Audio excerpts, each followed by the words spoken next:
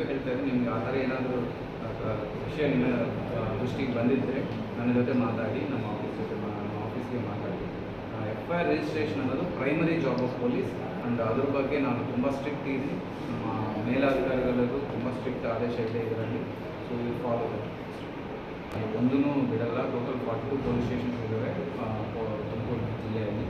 So ಒಂದೊಂದು district visit ಮಾಡಿ ಎಲ್ಲ ಕ್ರೈಮ್ ಸಿಚುವೇಶನ್ ನೋಡ್ತೀನಿ, ಇನ್ಫ್ರಾಸ್ಟ್ರಕ್ಚರ್ ಸಿಚುವೇಶನ್ ನೋಡ್ತೀನಿ, ಏರಿಯಾದಲ್ಲಿ ವೇಕೆನ್ಸೀಸ್ ನೋಡ್ತೀನಿ. ಸೊ ಯಾವುದು ಕಡಿಮೆ ಇರುತ್ತದೆ ಅದು ಚೆನ್ನಾಗಿ ಮಾಡಿಸೋಕ್ಕೆ ಎಫರ್ಟ್ಸ್ ಮಾಡಿ ಬೇಗಷ್ಟು ಟೈಮಲ್ಲಿ ಮಾಡ್ತೀನಿ. ಏನಂದರೆ ಹೋಮ್ ಮಿನಿಸ್ಟ್ರ್ ಕ್ಷೇತ್ರದಲ್ಲೇ ಒಂದು ಸ್ಟೇಷನು ಜನಸ್ನೇಹಿ ಸ್ಟೇಷನ್ ಮಾಧ್ಯಮದಲ್ಲಿ ಬಂದಾಗ ಎಲ್ಲ ಒಂದು ಕಡೆ ಅದು ಒಂದು ಆ ಕ್ಷೇತ್ರದಲ್ಲಿ ಆ ಒಂದು ಇದಕ್ಕೂ ಸೂಕ್ಷ್ಮತೆಗೆ ಒಂದು ಭಂಗ ಬಂದಂಗೆ ಅಲ್ವಾ ಅಂತ.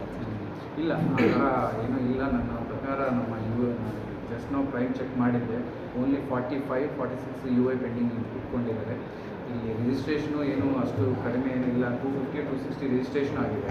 ಸೊ ಈ ರೂರಲ್ ಪೊಲೀಸ್ ಸ್ಟೇಷನ್ಗೆ ಅಷ್ಟು ನಂಬರ್ ಅಂದರೆ ಅದು ದೊಡ್ಡ ನಂಬರೇ ಆಗಿರೋದು, ದೊಡ್ಡ ನಂಬರ್ ತೊಗೋಬೋದು. ಸೊ ನಿಮಗೆ ಇದಕ್ಕೆ ಮುಂಚೆ ಇರುವ SP ಸಾಹೇಬರು ಒಳ್ಳೆಯವರೇ, ಅವರಿಗೆ ಚೆನ್ನಾಗಿ ಮಾಡಿದ್ದಾರೆ.